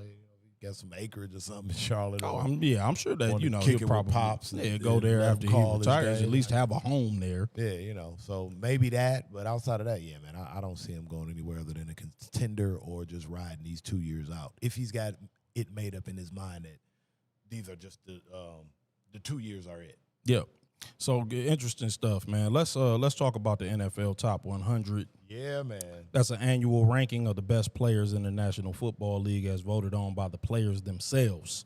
The rollout for the 2026 list runs from June the 22nd to September the 4th, revealing players incrementally on social media and television, specifically focusing on the quarterback position. Of the 9 players at that position who have been currently revealed, Caleb Williams is the highest ranked at 51. The other 8 are Bryce Young at 98, Brock Purdy at 85, Baker Mayfield at 77, Jordan Love at 72, Lamar Jackson at 69, Trevor Lawrence at 62, Bo Nix at 59, and Jalen Hurts at 56. So let me ask you, of that list, is Caleb Williams the best performing quarterback among these 9 in the here and now? What say the people's champ? Yeah, if you're going to here and now, yeah, as crazy as he drives me. Yeah, I mean, yeah. He's like the definition of like feast or famine. Yeah. So for him to be kind of like smack dab in the middle, right, like it kind of like signifies how polarizing his play is. Sure. Yes. You know, so I think that's I'm okay with that. Yeah, I mean, right. I'm not beside myself about it either. I think that you could probably say last season Trevor Lawrence had a better regular season than him by the numbers. Mm-hmm. And I think I like the way Bo Nix played at times better than Caleb. But Caleb does the spectacular well. And routinely. Yes. Like he does the off schedule. And this is what I've always said about him. His athleticism, his ability to make the off-schedule stuff is elite. Where he needs to mature is he needs to hit the layups, for lack of a better term. Yeah, for sure. You know, it's the 3, 5, 7-step drop and let it out. You know, and that's where Ben gets frustrated with him. You know, his completion percentage is still, I think, like 58. It's way below 60. Yeah. Not way below, but, you know, it's 57, 58, and you like that to be up in the mid-60s. I'm sure Ben Johnson would like that to be up in the mid-60s. For sure. But, yeah, I mean, I think, and also Trevor Lawrence's team won a couple more games in the regular season, too, if you want to. Yeah, Trevor Lawrence had a hell of a year. He had a hell of a year, yeah, very quietly because, you know, he's kind of a perennial underachiever. Uh-huh. And so, you know, like people get on his back. They were waiting for the second shoe to drop with him. Correct. Yeah, and I thought the first year with Cohen really, you know, it really unlocked him, you know, and he played really well. So, but yeah, no, I'm not beside myself with that. And I understand why, because this is voted on by other players. I understand why other players look at him and say, man, this dude can really do the spectacular extremely well. ESPN also did a top 10 quarterback list, and I just wanted to run these in order. Josh Allen, Patrick Mahomes, Matthew Stafford, Joe Burrow, Lamar Jackson, Dak Prescott, Justin Herbert, Drake May, Jared Goff, and the aforementioned Caleb Williams. Any issues with this list? Does anything jump out at you?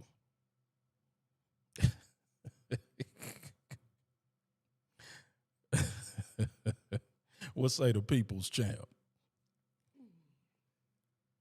Negro, what number is Dakota Prescott? 6. Cut the jokes. Dakota Rain. He had a good year last year. Cut the jokes. Dakota Rain ball last year, man. Listen, by the numbers. Listen, dog. By the numbers. By these nuts. No, dog. There is no galaxy where Dak Prescott is the 6th best quarterback in the NFL. And followed by who? Justin Herbert? Was that who followed him? That is correct. Justin Herbert. And then what number was Jared Goff? 9. Cut the jokes. I ain't allowed. I mean, that's not even me homing, dog. How many years do Jared Goff have to finish in the top 3? Bro, in every statistical quarterback metric you measure quarterbacks by, and you come with this 9 nonsense. Where's my what choir are we roll, doing, bro? dog? Where is my choir roll? Dak You preaching to the choir at this moment. You don't have to tell, because I was about to get to it, dog. All Jared Goff do is throw for 4,500 yards and 30 touchdowns every year, dog. Nobody got more passing yards or passing touchdowns over the past 3 years than that dude. And don't tell me about being under duress, because he was under duress last year plenty and still came out of there with these numbers. And a top 5 offense. So, yeah, I'm listening. You don't have to tell me. And his number 1 tight end got hurt. And his number 2 tight end got hurt. His number 3 receiver was in and out of the lineup. His offensive line was, butt mustard for most of the weeks. Yeah, listen, bro. You don't have to tell me. Come on, bro. But that's not even the one, dog. Come on. Because we got to talk about Justin Herbert. Yeah, no, I got to do my annual Justin go Herbert, ahead, bro, because that's just such a nothing burger to me. Like, this is... No, wait till when I tell you this, you're going to leave the set. Oh, Lord. Justin Herbert got a first-place MVP vote last year. On my mama, bro. And it's only 50. There's only 50 ballots. Was the writer who voted last name Herbert? No. His name is Sam Monson. And Sam Monson, I want to welcome you to the sucker shit segment on the Everybody Has One podcast, my boy. Cause no. Sucker shit Sam. No, Sam. No. We can't have that. That's lunacy. That's insanity, bro. And I don't dislike Justin Herbert. I don't mean to make this a referendum on him, but the dude's playoff quarterback rating is below 65. His touchdown to interception ratio is 2-4, and his completion percentage is 54.7. Bro, please, when are y'all gonna stop? And everybody stop talking about him like he a fresh-faced kid. He going into year 7. He's going into year 7, and the dude is one of the worst playoff performers out here. And listen, and he said, I'm gonna tell you why he said it. He said that Justin Herbert played through injuries and carried the team behind a heavily pressured, struggling offensive line. And that's when I looked and said, so did Jared Goff. Jared Goff was under duress a ton last year. Still had 4,500 yards, still had over 30 touchdowns, and still had less than 10 interceptions. Don't they know that Jared Goff's like all-pro center just like upped and retired, dog? Yeah, just quit. Like, what are we doing, dog? Yeah, dog. All right, listen. Man. And I do not dislike Justin Herbert, but I'm like, bro. Justin Herbert and Dak Prescott, I mean, yeah, I'm exacerbating because that's what we do here. But, they're top 10 quarterbacks, but neither one of them are better than Jared. No, yeah. Nor have they been for the last 3 seasons. Not at all. Not at all. I'm with you. I can't do it. Can't do it, bro. Oh, what you got, nephew? So I want to ask a question when it comes to Goff. And it's based off of what Rob just said in the chat. Do you think that the leash that Goff doesn't get from fans, whether it be Lions fans or NFL fans, do you think he gets a shorter leash than other quarterbacks because he doesn't have as many as the exciting and explosive moments as other quarterbacks? Yes. I mean, I think that most people, if you ask them who has the most passing yards and the most passing touchdowns, and the second highest quarterback rating in the past 3 seasons, I would imagine that if you did a blind survey, almost none of them would answer Jared Goff. You'd get a lot of Jared Allen. You'd get some probably Lamar Jackson. You'd get some Patrick Mahomes. Nobody would say Jared Goff, but it's Jared Goff. And by the way, it's Jared Goff by a mile. Like, nobody else has had over 4,500 yards each of the past 3 seasons and over 30 touchdowns. So it's him by a very, like he got a sizable lead in that department. So, yeah, I do. I think that because, number one, he's not a running quarterback. He's not what anybody would consider to be exciting.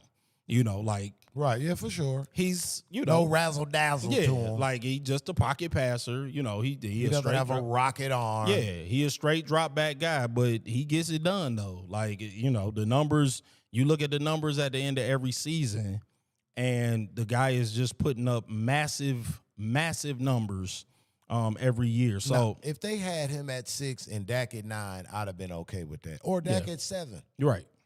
Not Justin Herbert above Jared Goff.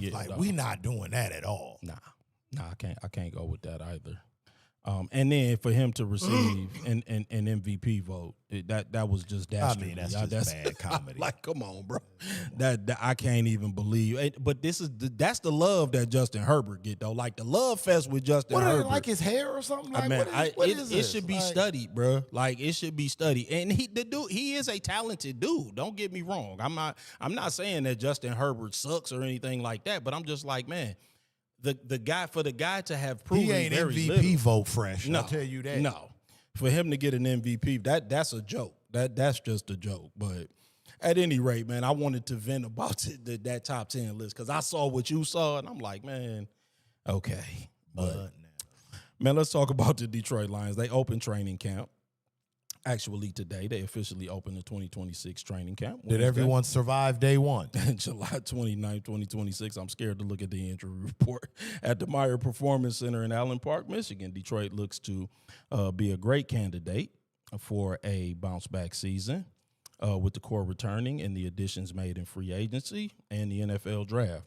First, the foundation must be laid and begin with training camp over the next month. Obviously, the focus on the defensive side of the ball is the health of safety Kerby Joseph. The Lions defense is different when Joseph is roaming in the free safety spot. No other player in the NFL has more interceptions than Joseph. Since 2021, he has 20. His 35 passes defended are also tops at the position over the last 5 seasons. He is an undeniable difference maker when he is healthy and available. However, he starts the season or the training camp on the PUP list, the physically unable to perform list, leaving many to speculate about his overall health and future availability. A knee injury forced him to miss the last 11 games of the season, and it's something Campbell said the team will have to manage through training camp and into the season. So obviously Kerby Joseph's injury is going to be a continued concern, but do you think he will be ready to go game one? If you had to guess right now, would say the people's champ. Listen here, man. I don't want to talk about or even think about Kerby Joseph until this man is in uniform and about to go play it down in the game.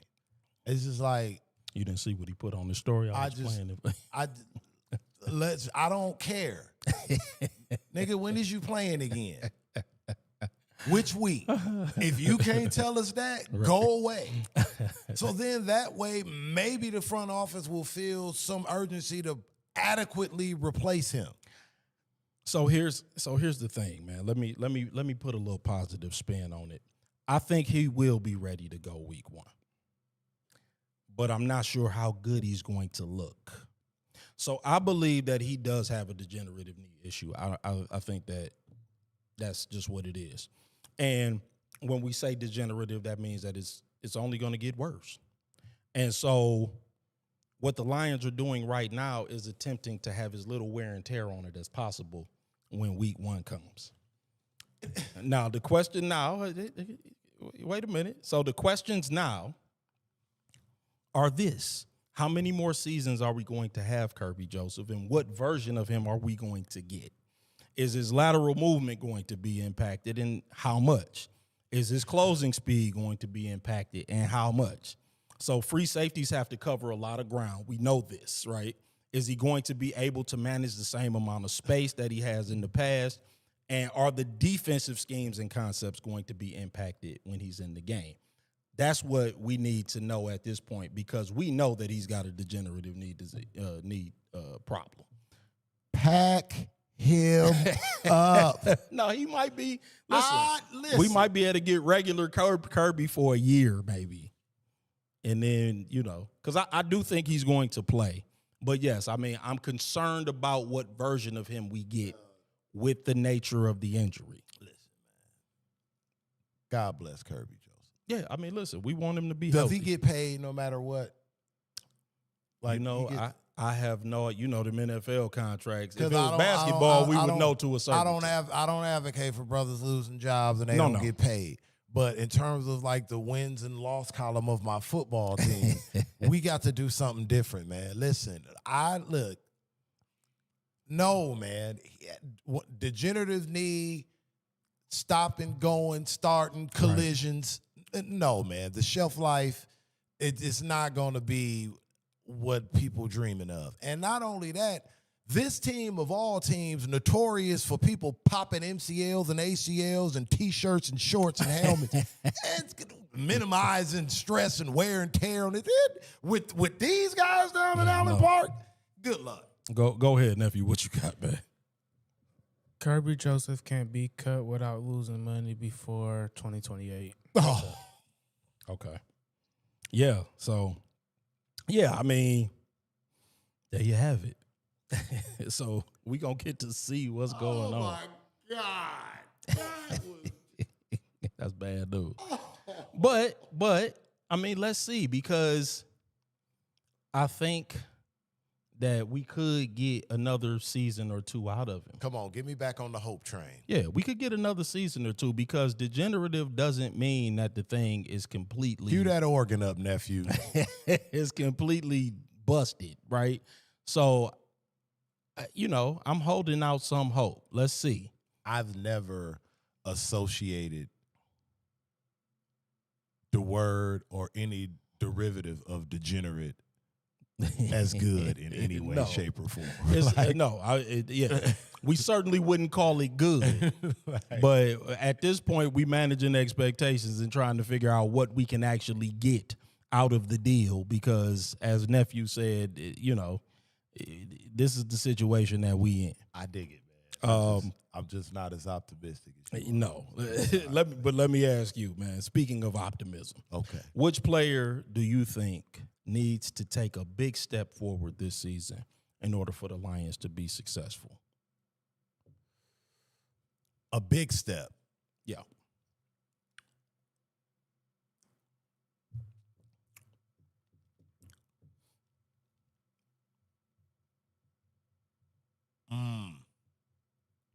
Man, I would like to see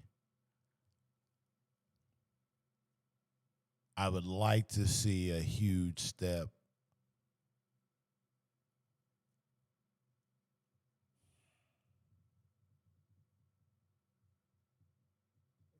If you need time, I got somebody for you.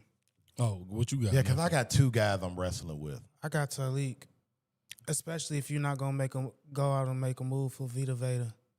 You got him right there. First is Tyreek Williams. We need him to become a dominant run stuffer. We need him to Without an impact?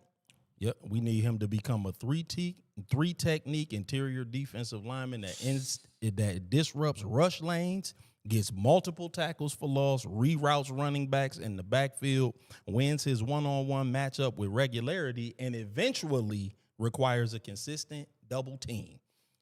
Me and you on the same page, nephew. That's exactly who I said. I'm like, yeah, if we not going to, because I was going to ask you if you saw that we were linked to Vita Vea, because, he's demanding a trade out of Tampa. Uh-huh. Because I'm like, yeah, if we not going to go get Vita Vea, that dude, he got to play like a first-round pick. He's got to come out and play like a first-round pick. Yeah, but who we you need got, him, man? I think it's time to shine for Rodrigo. Yeah. No, that's a good one, because I think with Anzalone being gone, there's a void that can be filled. He's hopefully fully healthy now. Yes. I think he's kind of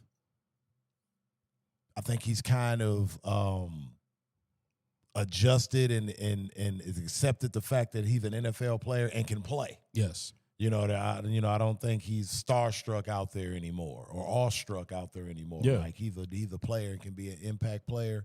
So maybe a large dosage, a larger sample size can pay dividend, because he's always been a good athlete. Yeah, right. Yeah, he's got great sideline to sideline speed. We want to see what he can do in terms of coverage. What you got, Neff? I would say another person I would say will have to make that step this year is Rakestraw. Yep. Can he make it on the field? Any step. That would be a huge step. If Right. Ennis Rakestraw can make, 2 downs of defense. Right. Yes, absolutely. Because I agree with you. I 1,000% agree with you. I'm just saying, just from, I know a couple of notes from Dan's press conference today, he's saying they got Keith Abney and Roger McCreary taking outside reps, but they're focusing on the inside. Okay. While Rakestraw is focusing on the outside, but he's taking inside reps too. So it's clear that no matter how we feel about the Terry and Arnold situation, which we all made our feelings on how he was as a player here as the Lions, it's clear that we're scrambling even more now at this point. Yeah, absolutely. And that's why I feel like if you're not going to go out for Vita Vea, Tarik has to step up because you're right. if you can't count on that secondary to hold it down for long enough, you gotta have a pressure. We gotta have a pass rush. You gotta make it so they play less than 4 seconds a down. Yep, that's right. And I'm gonna throw another one in the mix, man. Isaac Tesla. Yeah. And a lot of his, again, that's about usage. Shout out they to gotta call his number. Shout out to my son, because he like, man, they don't even target this fool. Because when we went to the game, man, he like, man, they ain't even throwing the ball to Tesla. So, he only had 27 targets last year, 16 catches. We got to do better than that. He needs to, but he also needs to demonstrate the ability to separate. Contested catches are nice, but they can be fool's gold. Yeah. You know what I'm saying? Like, at some point, we need to know how come everything is contested. Right. Playing wide out in the NFL is about getting separation, right? Either with precision route running or flat out speed. So I need to see him catch some passes wide open this season. And he definitely needs to be more involved in the offense. He needs to have more packages from the coaching staff. So, yeah, like you got to get him more involved. We got to see him take a major step forward as well. That's going to be big, I think, in the upcoming season, man, for him to do that. Because, I was hearing some stuff about, speaking of degenerative, Sam Laporta. Now, the bad news is that he had, I think it's called a microdiscectomy in his back. Yeah, where they took out part of a disc that I think was herniated, and then they said they might even taken out part of his spinal cord. What? Yeah. Yes. Now that's the bad news, and that doesn't regenerate. That don't grow back. That's just out. Spinal. Yeah, right. Nah, that's the bad news. The good news is that Rob Gronkowski had multiple surgeries. He had multiple microdiscectomies throughout his career. Okay. So that did make me feel more comfortable when I heard that. I'm like, okay. And he was still able to have a very long and productive career. So, they like, it's not a death sentence, but, there is a question of whether or not, because, backs do make you nervous. So, but Rob Gronkowski had multiple microdiscectomies. So that was a side note. That wasn't even in my notes. I was just listening to some of the injury updates. Speaking of injury updates, man, let's talk about Patrick Mahomes. Kansas City Chiefs quarterback Patrick Mahomes has been fully cleared to participate in training camp, hitting a major recovery milestone just 7 months after suffering a severe left knee injury. Mahomes tore his left knees ACL and LCL on December 15, 2025, during a game against the Los Angeles Chargers. Dr. Dan Cooper performed reconstructed surgery on the knee in mid-December 2025. Dr. Cooper and the Kansas City Chiefs medical staff officially gave Mahomes full clearance to practice on June 22nd, 2026, just ahead of the team reporting dates at Missouri Western State University in St. Joseph's, Missouri. Mahomes noted he feels stronger in the weight room than ever, but he is adjusting to wearing a knee brace on the left knee during drills. Both the team and the player are optimistic about his readiness for the regular season opener against the Denver Broncos on September 14, 2026, while preseason game participation remains under evaluation. So let me ask the people's champ, do you think the knee injury will impact the way Mahomes plays moving forward? I think it will at first. I think it'll be a little adjustment period at first, but it'd be foolish to think he won't eventually figure it out. Yeah. You know, I don't see it being an issue for an extended amount of time. Yeah, before you continue, though, I will say that he did come out and say that his recovery will impact him likely for the rest of his career. He said it's going to force him to run less, stay in the pocket more, and get the ball out faster. Yeah, and I mean, these are like all things that he does best. That's kind of what I thought when he said it. I'm like, he already kind of do that. He's not really a running quarterback. Yeah, I'm like, that's what got you hurt, bro. Right. Yeah. So, okay, good. So I don't know if that's good news for him and terrible news for the rest of the NFL. Like, Patrick Mahomes is going to go back to the old Patrick Mahomes, running less and getting the ball out quicker. Mm-hmm. Yeah, I agree. Yep. No, I'm with you. I think the last couple of years have been down years by his standards.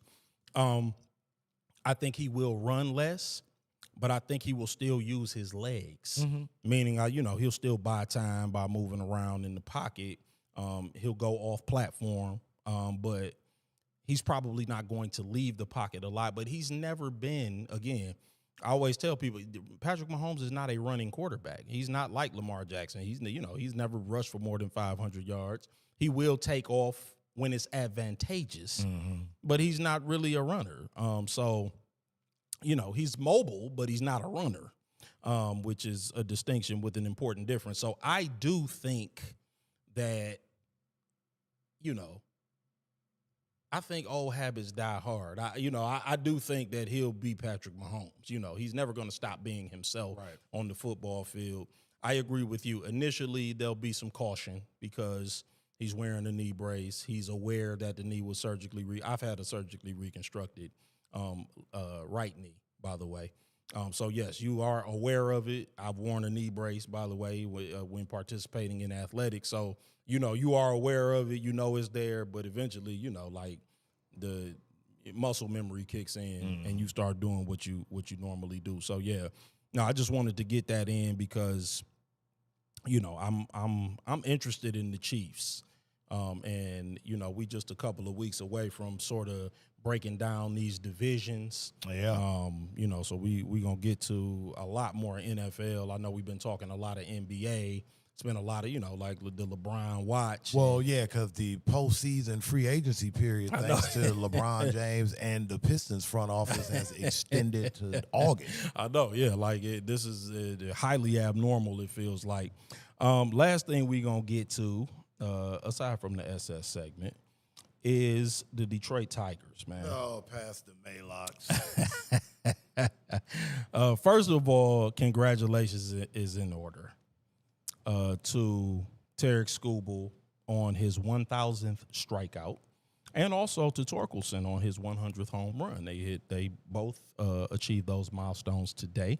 Unfortunately, it was in a game that was blown in extra innings, 10-9 to the Baltimore Orioles, but congratulations nonetheless. How appropriate.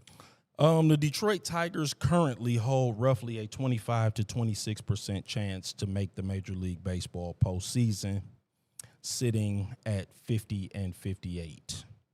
They are roughly 6 games back in the division and 3.5 to 4 games out of the American League wild card spot. Tarik Skubal started today against the Baltimore Orioles amid heavy trade speculation. As the August 3rd trade deadline approaches, rival executives report that the Detroit Tigers are open to trading their ace, though a deal depends on receiving a massive return. Tigers GM Scott Harris is reportedly pushing for, quote, no exclusions, unquote, and packages for the 2-time Cy Young winner requiring elite minor league talent and controlled major league ready arms despite Skubal's rental status. Let me ask the people's champ, is Harris asking for too much? And should he just pull the trigger on a trade rather than lose Skubal for nothing? Scott Harris is going to mess it up either way. Whatever the right decision is, Scott Harris won't make it. Yeah. That decision will not be made by him. Yep. He has zero foresight. None. I wish I could mount a strong argument against that, but I think we all kind of feel the same way about Scott. He's going to go with whatever works out best for the holding group and move accordingly. So, though I would like to get really in-depth about what potential moves could be made to help this team if we did something like trade Tarik Skubal, it wouldn't work out the way we would anticipate it, but the recipient of Tarik Skubal would go on and do great things, I'm sure of it. Sure. What you got, nephew? After last year's deadline and the talent he brought in and seeing the position the team is in right now, yep. With obviously, I think it's obvious at this point you need to trade Tarik Skubal. Yes. It's too much. You're too much in you in limbo. You in that limbo spot. It could go well, it can go bad. So you have to trade Skubal. The problem is that you're close enough that if you were to bring in some bullpen help, we might be able to pull this off. Right. Yeah, people remember 2024. And I don't trust Scott Harris to do that. Yeah, and therein lies the problem. I think we all feel the same way about Scott Harris. And today's game represents a microcosm of the Tigers' issues. Skubal pitched brilliantly. 6 2/3, 4 hits, 3 earned runs, only 1 walk, 6 strikeouts. Leaves the game with a big lead, and we blow the game in extra innings because the bullpen came in and in short order undid all of the good work that was done by the starter. But that said, I agree. We should trade him at this point. Right. We are 6 games, luckily, unfortunately, the Central Division is the gift that keeps on taking. But unfortunately, our bullpen has had Psychoblasphora for the last 2.5 seasons. And the problem is in the Central Division, you always feel like you in it. With 54 games left, being 6 games back, and being in the Central Division, you feel like you one surge away from actually just being at the top of the division. But we so close, but yet so far. It's just – go ahead, Nev. The reality of the situation is that we got to play Minnesota and Cleveland both 7 times for the rest of the season, and we're already 4 games behind Cleveland. Right. You basically have to go 5-2 to even have a chance to catch them. Yes. And that's without them. That's banking on them not falling apart. Right. So the odds of us making the playoffs are way lower than us not making it. Listen, I'm with you. I agree. Unfortunately, the Central Division standings always look like we just one surge away. And that's the problem. I agree with you. It's fool's gold. But sometimes, but in the past we've bitten that fool's gold and chipped the tooth. So and I said this, I said this to you offline. This is worse than the mid 2010s. Yeah. Cause it's not so much that we coming off a run of great teams and whatnot. We just wasted a 2-time Cy Young winner. Mm-hmm. We're wasting a generational rookie season. Mm-hmm. Yes. And it's just like the future is like, what does it look like? And to go back to earlier in the show is just kind of looking at the future of the Pistons while looking at what we watching right now with the Tigers. Man, don't depress me, nephew. Don't depress me, bro. And again, this is what I'm talking about. These GMs that are too smart for their own good. And I'm kind of with you. I definitely, I don't forecast good things for the Pistons and it could get sticky like it's getting here with the personnel. I mean, we knew we needed a bat in the offseason, and we went out and added more pitching. And even in this update that I gave you, like he talking about pitchers. Like that's what Sky Harris want to bring back pitching for Skubal. Like we need bats, buddy boy. Right. Bats. Get me a bat. We missed out on the next round by a run that we couldn't get, and it was just that's like a bad nightmare, bro. It's like a bad night. I'm not about to relive it. because I was just about to do it to myself again. I'm not gonna relive it, but yeah, Torture. I mean, obviously, it looks like there is some reporting that over the next 5 days there's going to be a heated competition between some of the teams that are competing to get Tarik Skubal. There's going to be packages thrown around, to try to get Tarik Skubal away from the Tigers, and we need to be astute, and we need to assess the situation closely and get the best bang for the buck. So that's my thoughts on that, man, without belaboring the Tigers situation for too much longer. And then that moves us to the SS segment. Unless y'all got something else, y'all good with the Tigers? Yeah, man. Sky Harris is gonna blow it. We'll see Monday. Yeah, right? Yeah, I'm like we'll see. We'll conclude this topic. Like I said, Skubal will probably be gone, but I guarantee you we'll get back some couple of boxes of Cracker Jacks, some Uncle Ray's, and a 2L of Werner. Y'all got anything for the SS segment?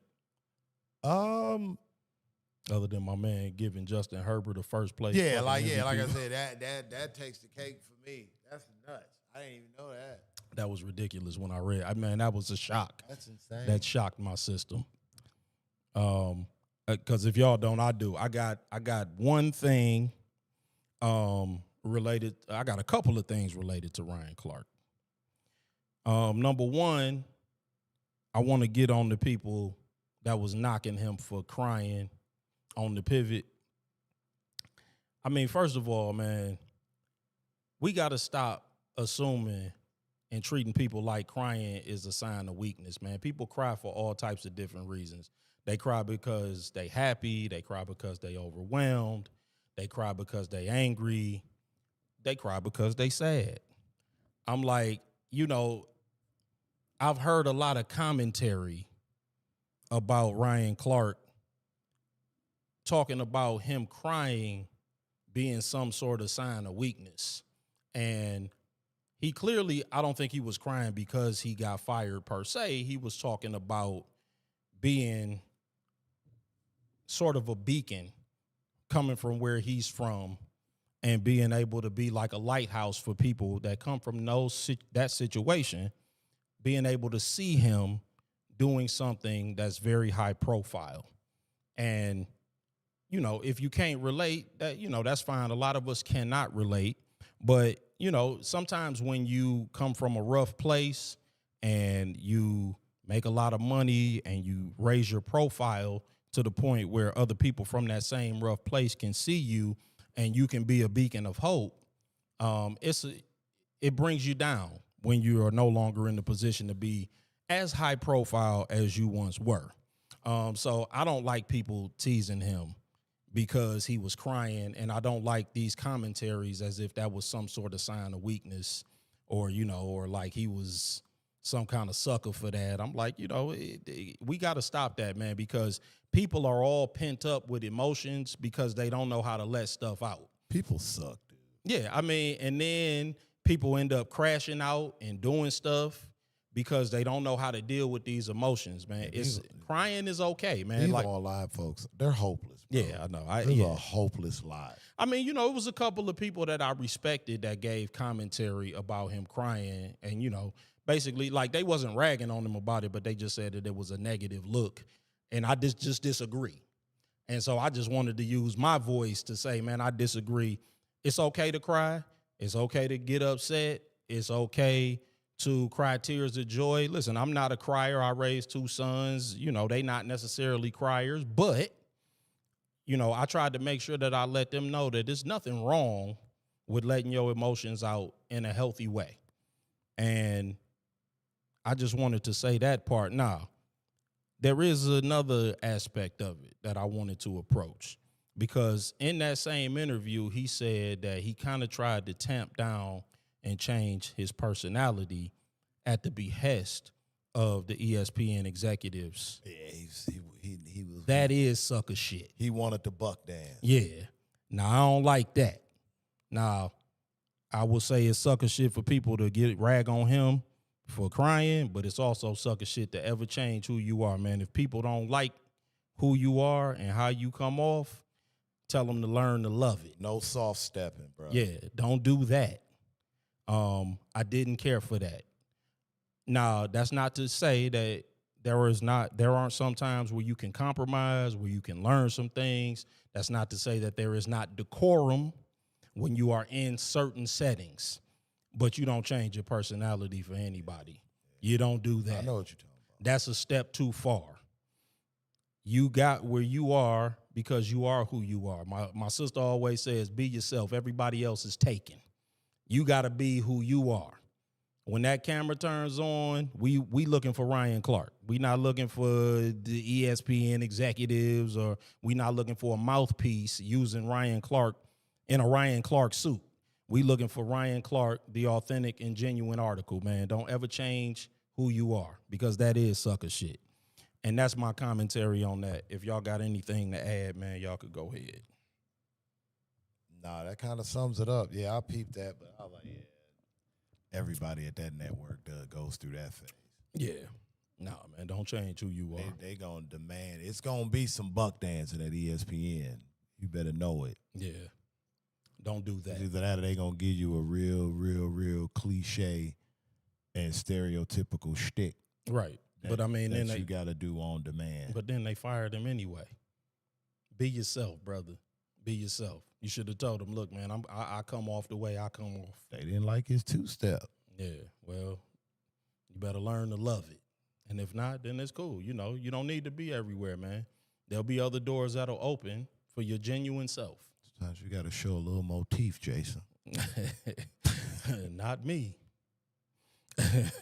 I don't laugh unless it's funny. I don't scratch my head unless it itches. And I don't dance unless I hear music, okay? That's just me.